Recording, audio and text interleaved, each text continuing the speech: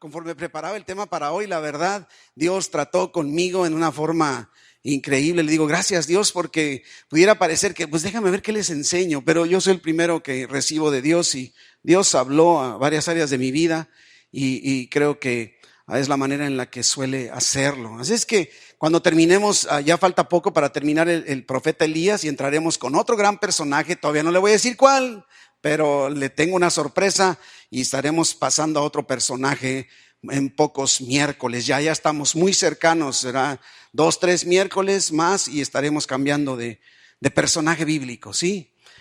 Así es que qué bueno que está aquí. ¿Cuántos de ustedes han experimentado depresión en algún momento de su vida? Deprimidos, tristes, desanimados, cansados, agotados. Es más, en autocompasión, así, pobre de mí. Nadie me quiere. Usted no, yo sí, sí. Yo hablo de mí. Nadie me ama, nadie me hace caso. Por más que les hablo, no digo, estoy exagerando, pero sí se ha sentido más o menos así. Bueno, ¿cuántos vienen así el día de hoy? Ay, sí, no se haga. ¿Verdad? Pues Dios tiene palabra para ti en esta noche. Y si tú no vienes así, para cuando vengas así, Dios tiene palabra para ti. Dile a la persona que está a tu lado, Dios tiene palabra para ti en esta noche. No te hagas, dile, no te hagas. No cabe duda que Elías es un profeta heroico, es un personaje por excelencia. Creo que de alguna manera todos hemos escuchado de Elías en algún momento de nuestra vida, independientemente que seamos cristianos o no. Pero también hemos aprendido a lo largo de estos miércoles que así como es un gran personaje, también nos muestra que es un personaje de humildad, ¿verdad? Dispuesto a humillarse delante de Dios, ¿verdad? Pero al mismo tiempo también aprendimos que es un hombre como cualquier otro, un hombre como tú y como yo, o mujer, ¿verdad? Un ser humano como nosotros, no tiene nada de extraordinario. A veces lo hemos platicado, vemos un personaje y decimos, no, pues sí, Pablo, pues nada, Pablo. Sí, pero Pablo no era nada distinto a ti y a mí. Es cosa de que estemos disponibles, que estemos dispuestos. En muchas ocasiones en el ministerio, en la iglesia, a veces las personas, le digo porque me han llegado a decir, oye, oiga pastor, ¿y por qué puso al fulanito ahí? O sea, ¿por qué pone a Gilberto en programa? Sí, ahí voy contigo, ¿verdad? Gil, es la confianza, ¿no? Que nos tenemos. ¿Por qué pone a Gilberto en programa? ¿A poco no hay gente que sea más capaz que Gilberto? Digo, pues sí, Gil, ¿no? Sí. Cualquiera dice. Pero ¿sabe cuál es mi respuesta?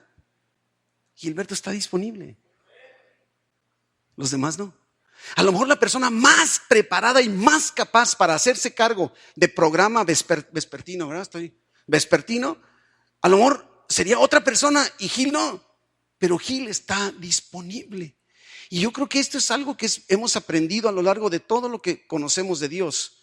Debemos estar disponibles para Dios y Dios utiliza personas ordinarias como tú y como yo para realizar cosas extraordinarias.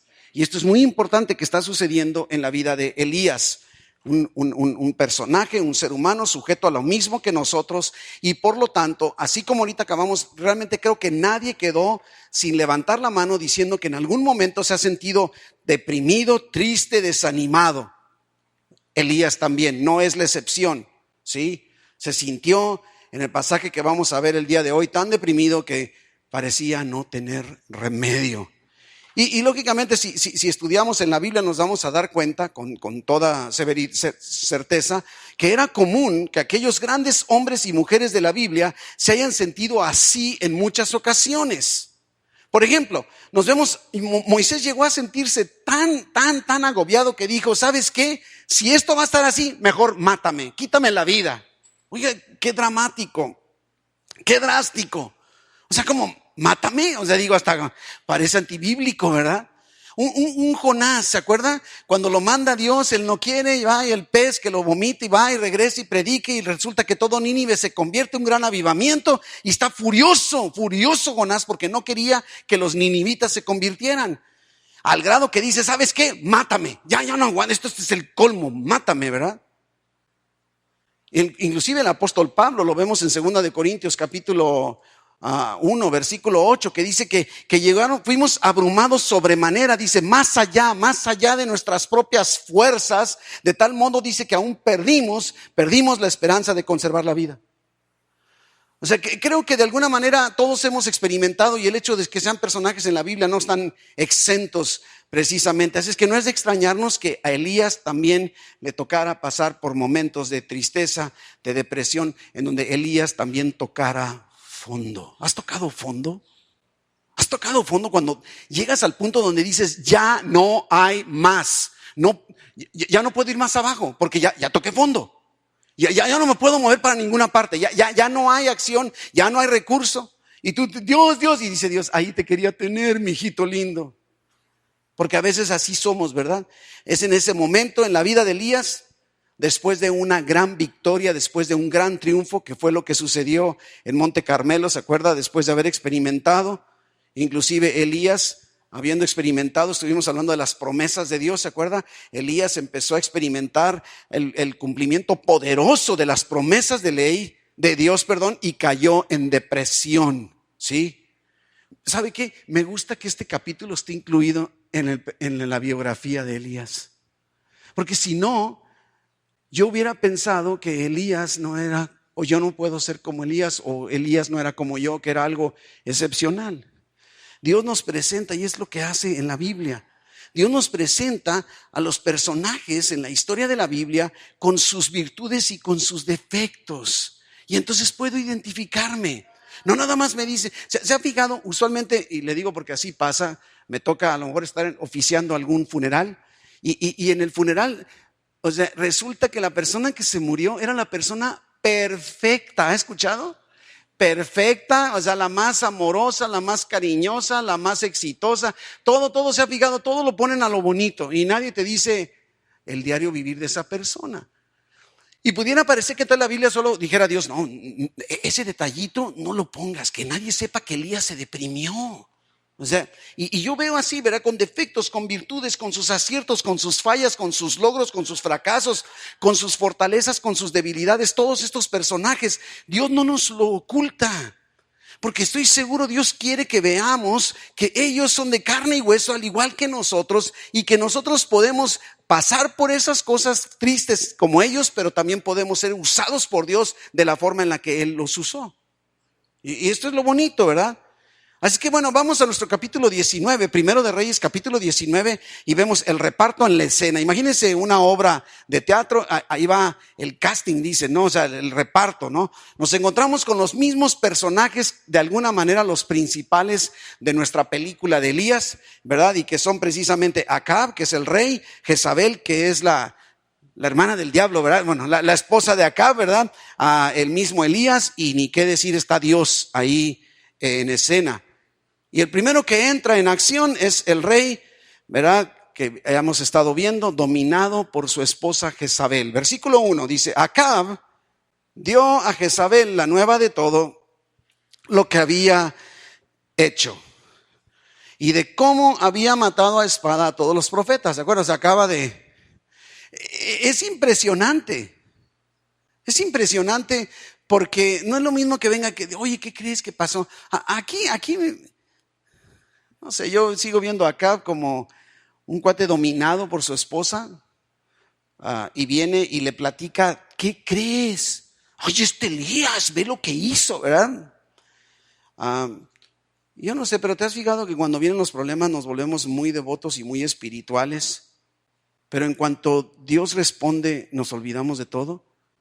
O sea, no sé, como que a Acab ya se le olvidó que Dios había dicho no va a llover y no llovió, y que después Dios dijo va a llover y llovió, y ahora se le olvidó.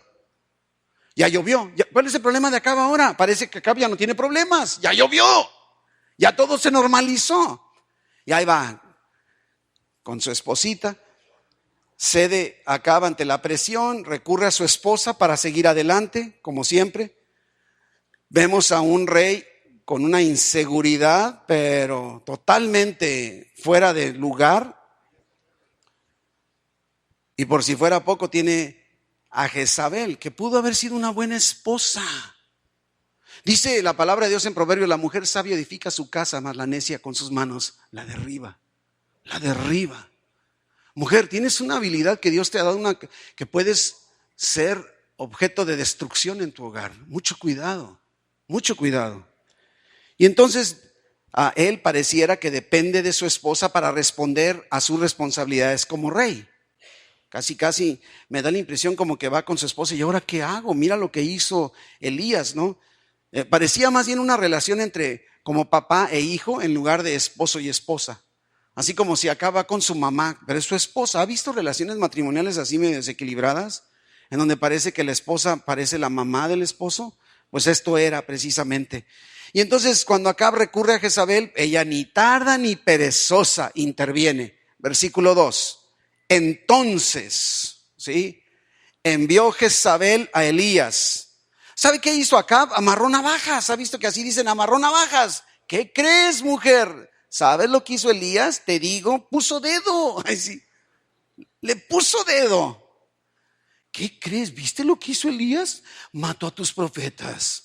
¡Qué bárbaro! Yo por más que quise detenerlo, pero no me hizo caso. No sé, estoy imaginándome la conversación, No, eso no dice la Biblia, eso dice mi versión, pero no la Reina Valera. Ay, sí. Pero de alguna manera, y entonces envió Jezabel a Elías un mensajero. Ah, sí. Ya amarró navajas. Esta mujer está indignada, está furiosa. Esta es una mujer endemoniada. Manda un mensajero a buscar a Elías y le dice, así me hagan. ¿Sabe qué? Necesitamos tener mucho cuidado con lo que escuchamos que nos dice la gente. Así me hagan, ¿quién? Los dioses con minúscula. ¿Cuáles dioses? Los que no respondieron, por cierto. Debería poner un paréntesis ahí, ¿no? Así me hagan los dioses, y entre paréntesis, aquellos que, por cierto, no respondieron con fuego el día de Monte Carmelo. Y seguimos platicando, ¿verdad? ¿Verdad que así debería estar redactado? Así debe estar redactado, ¿no? Y aún me añadan, pues no sé quién, si no pudieron enviar fuego. Aunque se sajaron y sangraron y gritaron y danzaron y bailotearon y hicieron una orgía y nunca lograron que sus dioses, entre comillas, hicieran algo. Y fíjese lo que está diciendo. Si mañana a estas horas yo no he puesto tu persona como a uno de ellos. ¿Se fija? Una esposa dominante a la perfección, y tomó inmediatamente cartas en el asunto. No está esperando ni un instante, en sus propias manos. Y no solo eso, nos damos cuenta también que lo hizo las cosas a su manera. Una tarea, una responsabilidad que le correspondía al rey. Es lo que está sucediendo. Y eso no es todo, inclusive está recurriendo a las amenazas y a las maquinaciones al ver a su debilucho esposo desbaratarse ante la presión. Varones, necesitamos, no se trata de ser machos, no se trata de ser insensibles, ni de gritones, ni groseros. Se trata de asumir nuestra postura como varones a quienes Dios nos ha puesto en el hogar, buscando a Dios para que sepamos qué debemos defender, qué debemos sostener, qué debemos hacer en cada momento. Y aquí hay una responsabilidad increíble. Y esta mujer recurre a la clásica intimidación, porque observa la amenaza a Elías. Está amenazando a Elías, el varón de Dios, el que había eliminado a todos los profetas idólatras, ¿se acuerda? Elías, aquel que había experimentado Kerit, ¿se acuerda? El arroyo de Kerit, que había experimentado Sarepta, que la viuda lo alimentó, que había experimentado la resucitación del hijo de la viuda, que había experimentado Monte Carmelo, que había experimentado la oración por lluvia y haber visto el cumplimiento milagroso de Dios. No está hablando con cualquier persona. Elías ha probado el cumplimiento, eso fue lo que vimos el miércoles pasado. Ha probado el cumplimiento de las promesas de Dios en su vida. Elías no puede decir, pues no sé si Dios cumpla. A lo mejor no has visto tú el cumplimiento suficiente de las promesas de Dios en tu vida. Yo no sé, por eso es importante que agarremos la Biblia para que empecemos a ver, ¿se acuerda? Aquellas promesas incondicionales o condicionales y me las apropie. Para que entonces pueda decir, Dios ha cumplido, y si Dios cumplió, seguirá siendo igual. Porque Dios no cambia. ¿Se acuerdan que lo estuvimos viendo todo esto? Elías no podría ser afectado por las amenazas de una mujer así malvada. Después de todo, ¿por qué? Era como para que reaccionara. Pero versículo 3. Viendo pues el peligro. ¿El peligro? Se levantó y se fue, ¿para qué? Para salvar su vida. Como la película esa antiquísima mexicana, No huyele Tintán.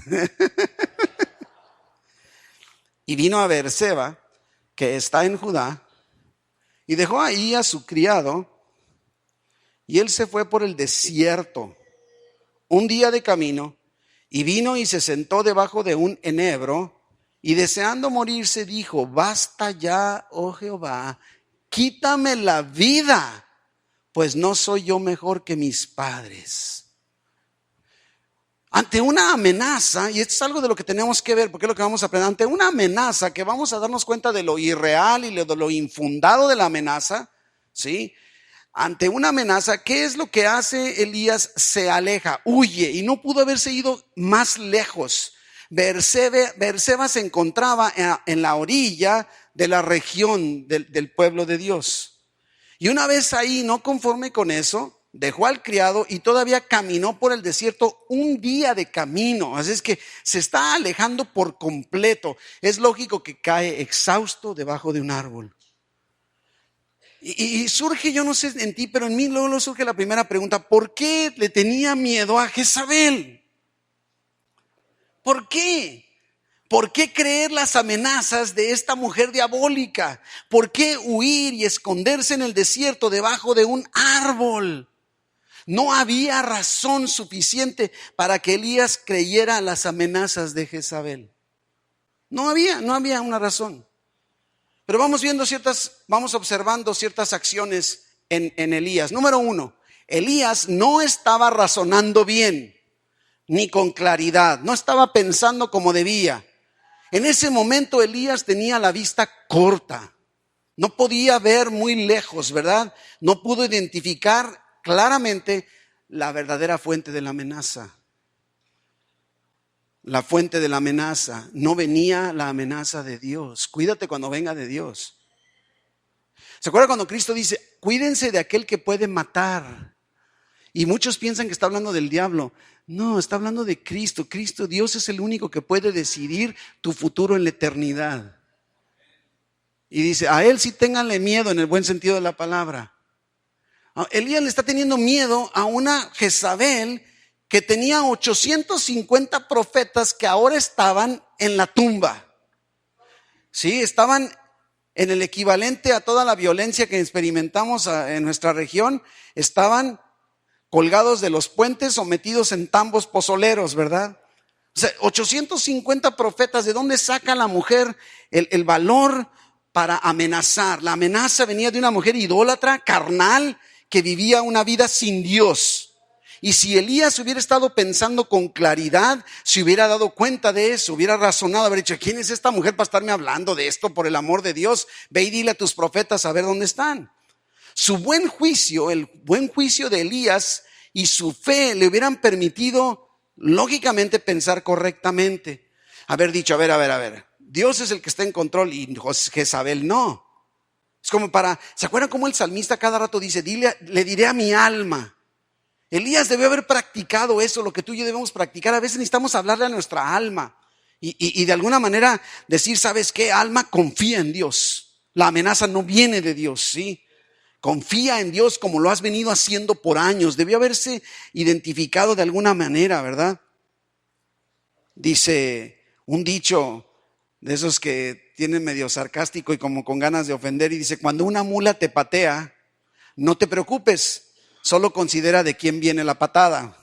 De una mula, ¿verdad? Sí, pero entonces, de alguna manera, Elías debió haber orado como ya había aprendido a hacerlo. Era lógico. Si no le estorbó, no le afectó, no le flaqueó la fe porque no había lluvia, ¿por qué? ¿Verdad? Número 2, otro error de Elías: se separó de las relaciones que lo pudieron haber fortalecido. No sé por qué, pero cuando tú y yo experimentamos, todo ser humano, problemas, nuestra tendencia es aislarnos. No queremos ver a nadie, no queremos que nadie nos vea. Nos aislamos. Y es lo que está haciendo. Dejó a su criado, o sea, de menos su criado, que le pudo haber recordado, que le hubiera dicho: ¿te acuerdas cuando oramos y que yo te dije que como del tamaño de una palma de la mano, la nube, y luego vino el agua y corriste. O sea, no, ya está aislado. Elías está totalmente solo, ¿verdad? En un enebro, en el desierto, solo puede dar cabida a una sola persona. No cabe nadie más abajo de un enebro. No es un árbol frondoso. Como le digo a las personas desanimadas, usualmente son solitarias. Muy poca sombra debajo de las ramas secas del desánimo y de la soledad. De nada sirve que te aísles y te hagas el sufrido, el mártir. Debió haberse quedado mínimo con su amigo, mínimo. Y siempre que estamos tristes o desanimados tendemos a aislarnos. Ese fue un error de Elías, está agravando su situación. Número 3, Elías quedó atrapado en la turbulencia de una gran victoria. Elías quedó atrapado en la turbulencia de una gran victoria. Y lo hemos dicho, casi siempre después de una gran victoria, después de que vemos un cumplimiento, después de que vemos la respuesta de Dios, después de que vemos un mover poderoso de Dios, vienen tiempos vulnerables en nuestra vida. Es cuando entonces debemos levantar todo nuestro sistema de ataque contra el enemigo. Monte Carmelo ya estaba atrás, ya había quedado atrás. La energía, la emoción del momento van disminuyendo, van bajando, ¿verdad? Debió haberse preparado. Elías debió haberla maliciado, haber dicho, estoy cansado, estoy agotado. Una gran victoria, debió haberse imaginado que Jezabel no se quedaría callada, quieta. Pues ¿cómo se va a quedar quieta?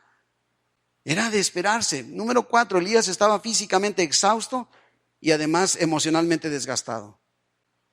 Es lógico, después de todo lo que había sucedido.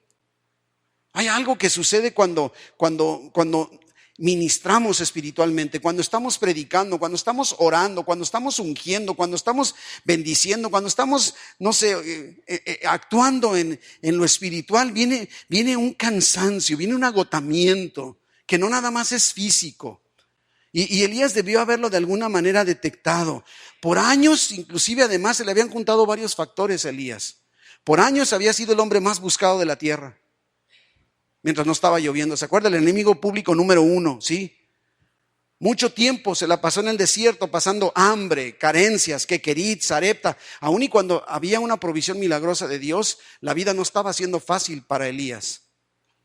No estaba siendo. La confrontación con el pueblo de Dios, los sacerdotes de Baal, todo lo que sucedió, ¿verdad? El haber estado orando, que descendiera el fuego, todo esto de haber mandado detener y sacrificar a todos los idólatras, es evidente que Elías se encontraba agotado, se encontraba cansado. Yo he aprendido los momentos de mayor peligro para mí en tristeza, en depresión, son cuando estoy físicamente agotado. Cuando estamos físicamente agotados. Pues con razón entonces dice, deseando morirse, le dijo a Dios, basta ya, oh Jehová, quítame la vida. A veces le decimos tanta tontería a Dios, ¿se has fijado? Yo a veces me pregunto, ¿de veras habría querido Elías que le quitara la vida? Que hubiera hecho, dice, ok, no, espérame, yo estaba jugando, ahí sí. Porque aquí vamos a ver que lo que está haciendo Elías es una autocompasión.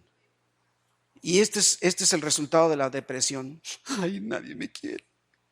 Se me hace que ya no me amas, Dios, porque si me amaras, ¿verdad? Nadie me hace caso. ¿Se fija? O sea, normalmente, y es parte, yo no creo que verdaderamente dijera, quítame la vida y de veras, yo creo que si de veras de repente Dios dijera, a ver, déjame agarrar una espada, y yo, no, espérame, Dios, estaba jugando, ¿verdad? No sé. Número 5, Elías se perdió en su propia autocompasión. Y aquí debemos tener mucho cuidado, porque somos seres que nos gusta. Tomamos placer en sentirnos así, ay, pobre de mí, ay, cómo sufro. Nos encanta. Dicen que es la mayor debilidad del ser humano. Es una emoción patética, la que Elías está experimentando. La tuya no, ¿verdad? Nada más la de Elías, ¿verdad? Porque ¿sabes qué pasa? Lo único que hace la autocompasión es mentirte, nublar tu vista. Ves las cosas más exageradas, te lleva a las lágrimas, te hace sentirte víctima, pobrecito de mí, ¿verdad? Andamos con cara pungidos y ay, cómo sufro yo, ¿verdad? Inclusive mira lo que dice, pues no soy yo mejor que mis padres, dice el versículo 4. Yo me pregunto, ¿quién le dijo a Elías que tenía que ser mejor que sus padres? ¿Quién dijo? Está haciendo una evaluación irreal. Ahora, si Dios le hubiera dicho, tú tienes que ser mejor que tus papás, hubiera sido diferente. Pero ¿quién le dijo a Elías que tenía que ser mejor que ellos? El mismo Elías, en su actitud de autocompasión, está fabricando la mentira. Está estableciendo un estándar que está fuera de la realidad. Debemos siempre permitir que sea Dios que establezca nuestro estándar verdadero. Es Dios quien te va a decir quién debe ser y cómo debe ser. Y siempre Dios lo va a hacer con amor y con ternura. No le tengas miedo a Dios.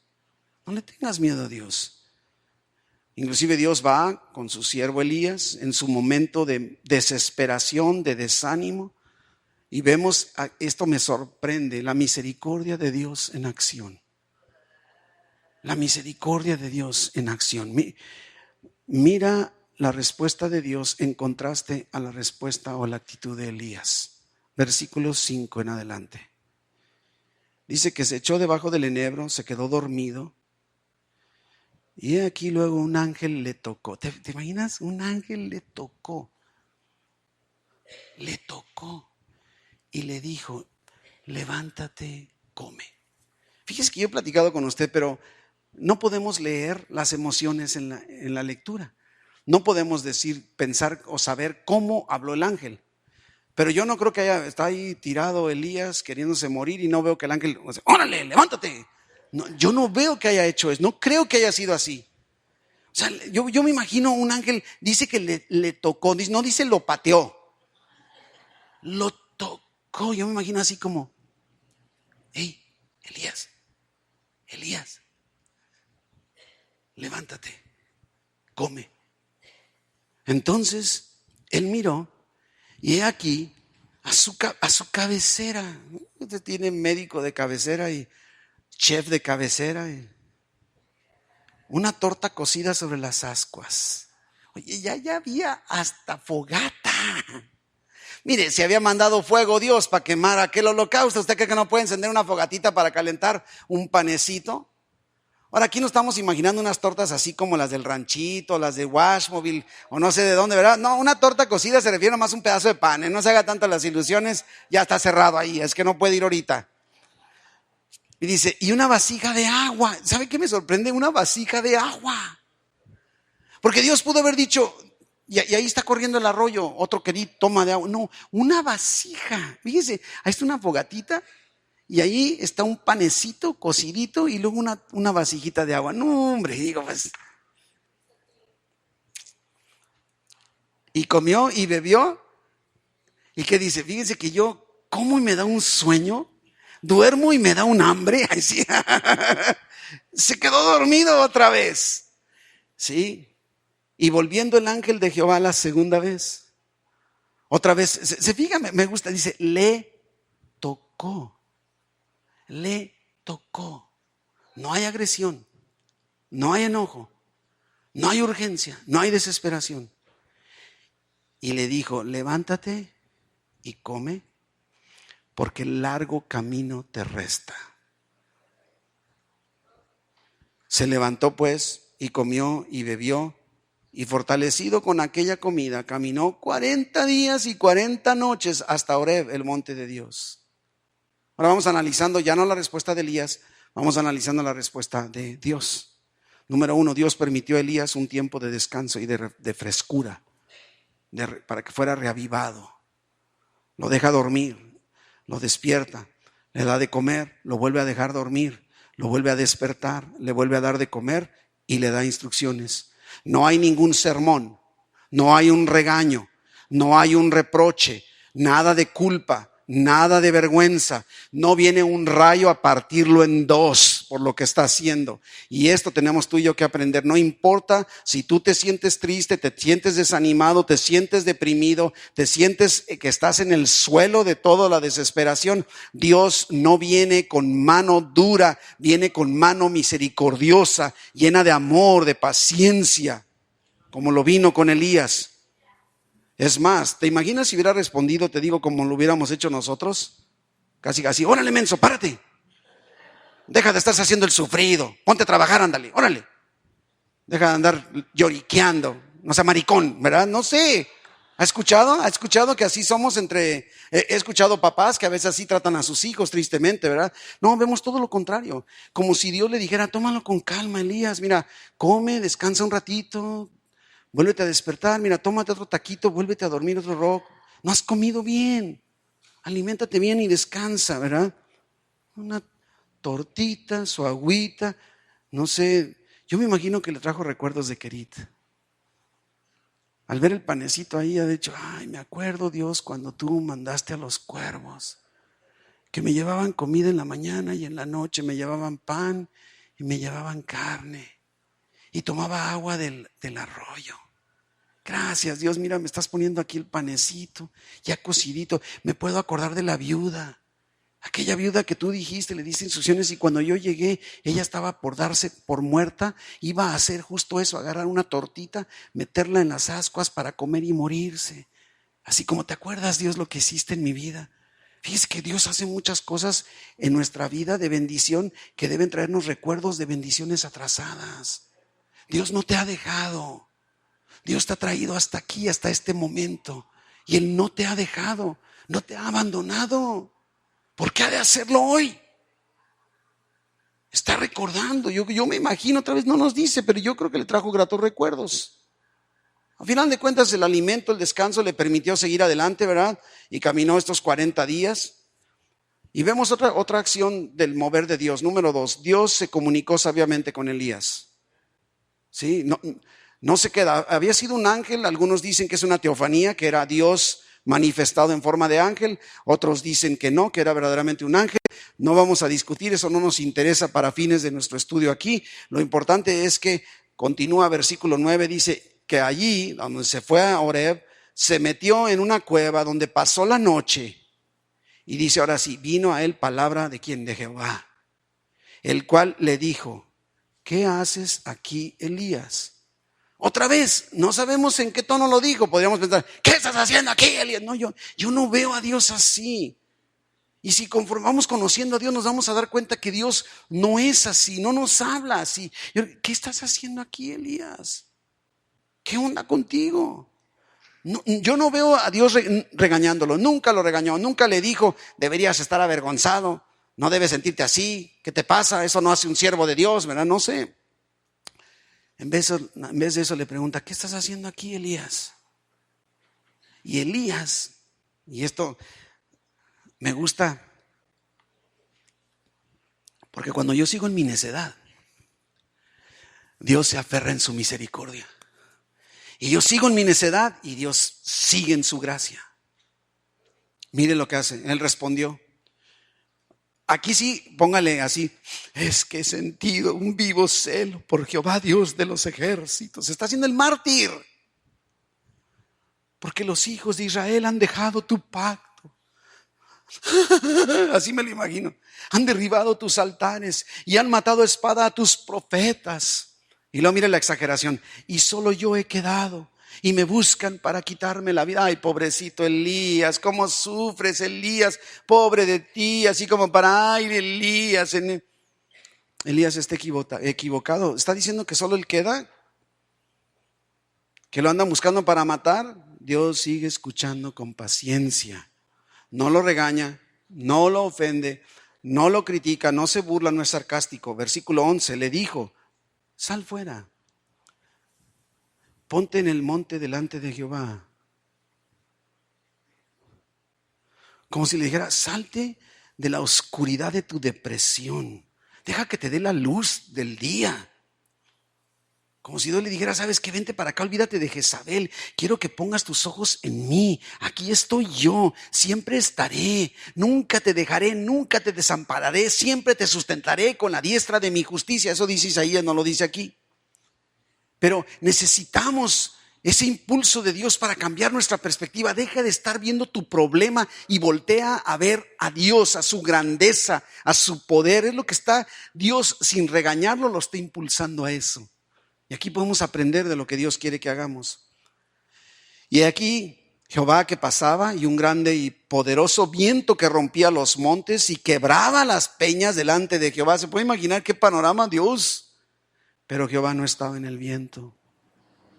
Y tras el viento, un terremoto. Pero Jehová no estaba en el terremoto. Y tras el terremoto, un fuego. Pero Jehová no estaba en el fuego. Viento, terremoto, fuego, me imagino uno detrás de otro. Se puede imaginar. Ahí está Elías en medio de todo eso, está esperando. ¿Sí? Pero Dios no estaba en esas manifestaciones poderosas de la naturaleza movidas por Él. Él las estaba ocasionando, pero Él no estaba en medio. No sé, a veces queremos que Dios se manifieste. ¿No te ha pasado a veces que estás orando y quisieras que en ese momento a lo mejor temblara? ¿O tuvieras una visión milagrosa? Que escucharas la voz del cielo y te dijera, no te preocupes, ¿verdad? Queremos puras manifestaciones así poderosas, ¿verdad que sí? Eso queremos. Y eso estamos esperando. Me imagino a Elías, aquí va a salir detrás del terremoto, por aquí a ver el fuego, a lo mejor detrás de ahí de la llama de fuego, ahí viene Dios. Nada. Dios no estaba tampoco en el fuego, ni en el terremoto, ni en el viento, ni en el fuego. Versículo 12. Y tras el fuego, un silbo. Ay, Dios, me gusta. Apacible. Delicado. Miren cómo califica la intervención de Dios.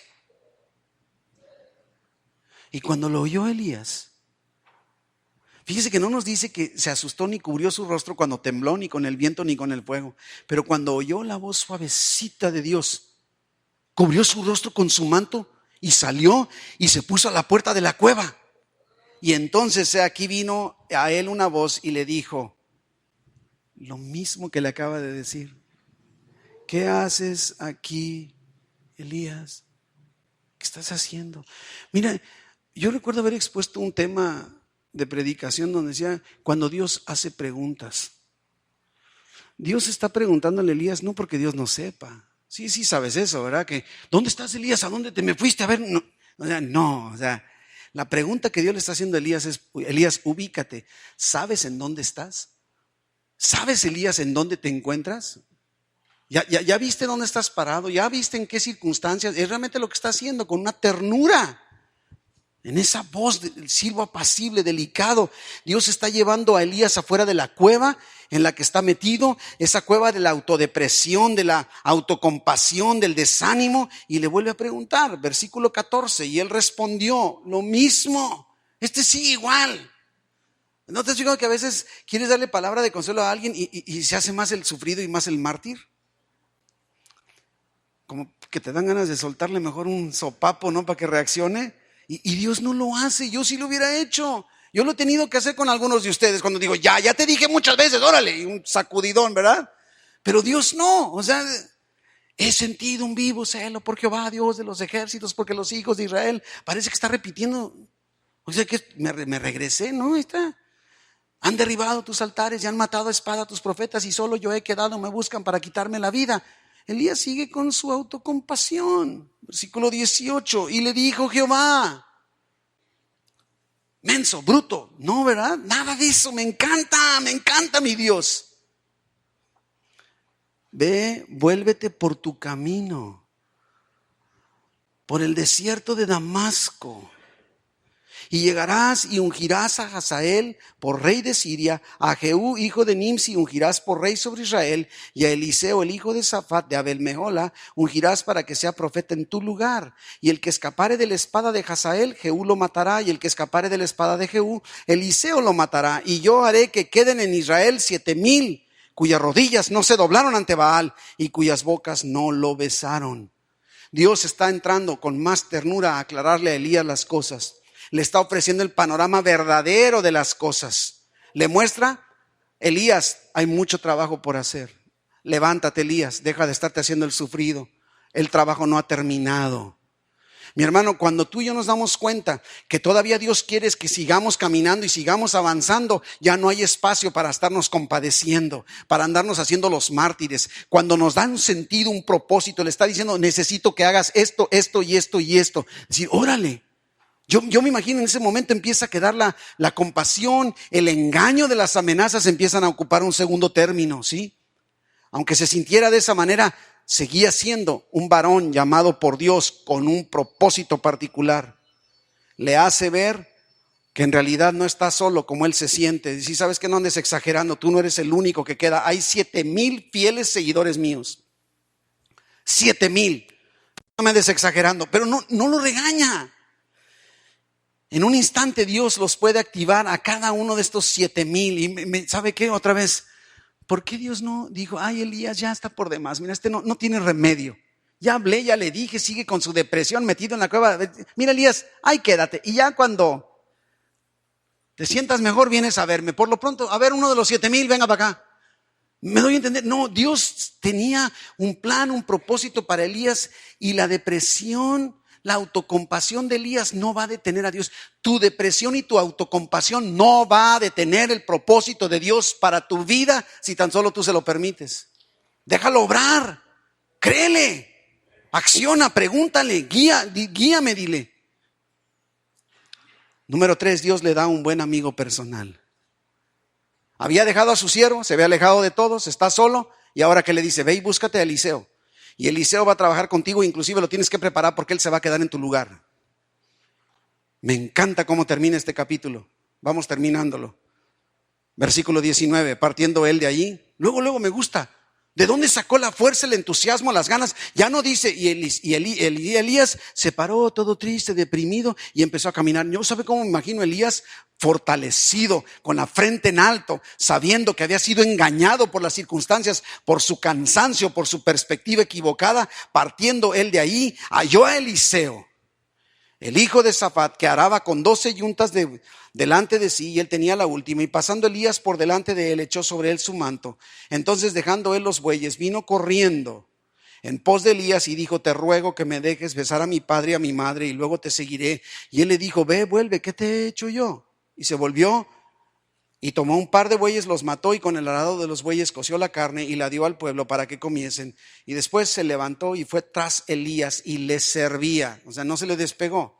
Dios le ofrece, le proporciona un amigo. Qué importante es, y lo hablábamos el domingo, el que estemos conscientes. Dios pone amigos verdaderos a nuestro alcance, alrededor nuestro. Tenemos que cultivar esa amistad, fomentarla, aprovecharla, mejorarla.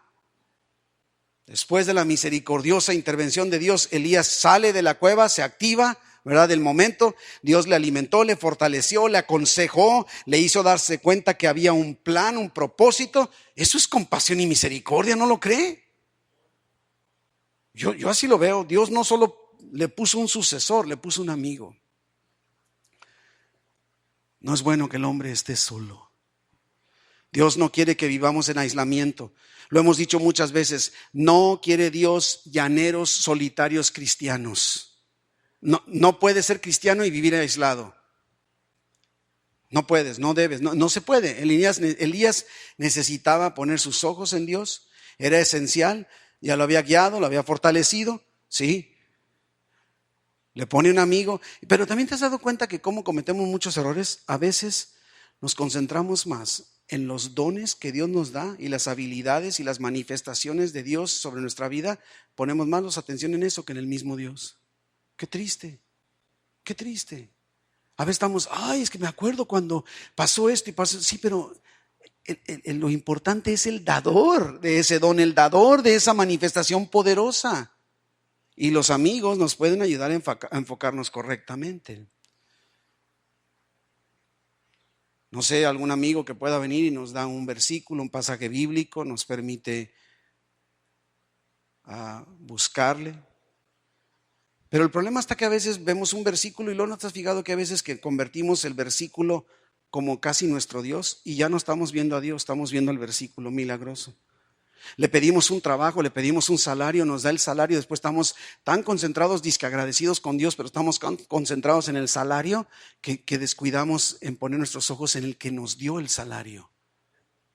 El dador de toda buena obra y de todo don perfecto, como dice Santiago. A veces amamos más las cosas que Él nos da que lo que podemos amarle a Él. ¿Cómo debe dolerle a Dios? Que Él venga, interviene milagrosamente, poderosamente, nos saca de nuestros estados depresivos, hace obras milagrosas y nosotros estamos más concentrados en lo que sucedió que en el que lo envió.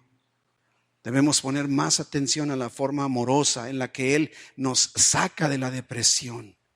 Es una forma tierna, cuando nos permite descansar, fortalecernos después de una agenda atareada.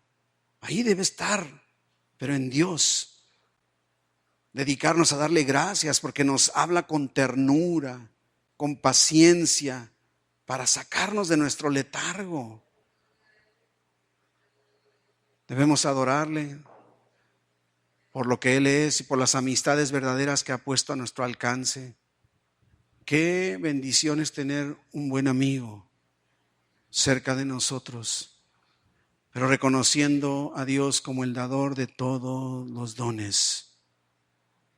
Y yo le doy gracias a Dios por la historia de Elías, que hasta aquí me permite conocer un poquito más cómo es Dios, cómo es Él. Y yo le he platicado, en muchas ocasiones leemos el Antiguo Testamento y leemos como si Dios estuviera enojado en el Antiguo Testamento y como si Dios estuviera amoroso en el Nuevo. Pero la Biblia nos dice con toda claridad que Dios no cambia, Él es inmutable. Y el mismo Dios amoroso que tú ves en el Nuevo es el mismo Dios amoroso del Antiguo. Y yo le he platicado, necesitamos leer con palabras cariñosas las palabras proféticas y no las leamos como amenazantes. Yo he platicado mucho esta anécdota y se la voy a repetir. Si usted la ha escuchado, perdóneme, pero con esto quiero terminar.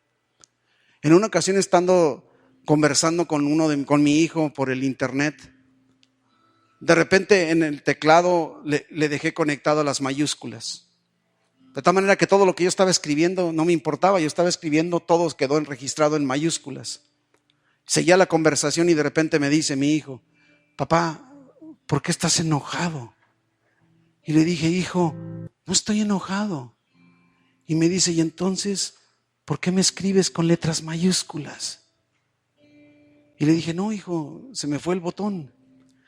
Y esto me ha llevado a pensar, ¿cuántas veces tú y yo leemos con letras mayúsculas la palabra profética del Antiguo Testamento?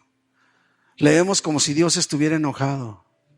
Pero yo te invito a que leas el Antiguo y el Nuevo Testamento con minúsculas, con palabras de un Dios de misericordia, de ternura, de amor, de perdón.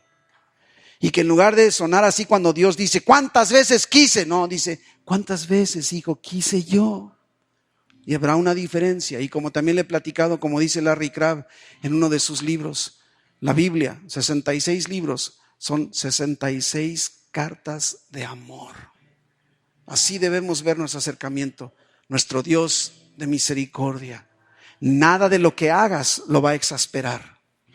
Nada de lo que sientas lo va a sacar de quicio. Él siempre vendrá con su toque suave, en ese silbo apacible, y te va a levantar. Padre bendito, te damos gracias porque nos enseñas cómo eres tú. Gracias por cómo trataste a Elías, Señor, y nos muestras cómo tratas con nosotros, mi Dios. Ven tú, Señor, con tu Espíritu Santo sobre cada uno de mis hermanos aquí presentes, y si están experimentando tristeza, depresión, autocompasión, desánimo, cansancio, desesperanza, Padre, con tu toque, así como ese ángel que enviaste, que solo les toque y les diga: come de mi palabra, bebe de mi palabra y levántate, descansa en mí. Oh Espíritu Santo, toca, fortalece, edifica y guíales, mi Dios, en esta semana, Señor. Guárdales en el hueco de tu mano, llenándoles de tu bendición en todo, Padre. Gracias, gracias te damos en el nombre de Jesús. Amén.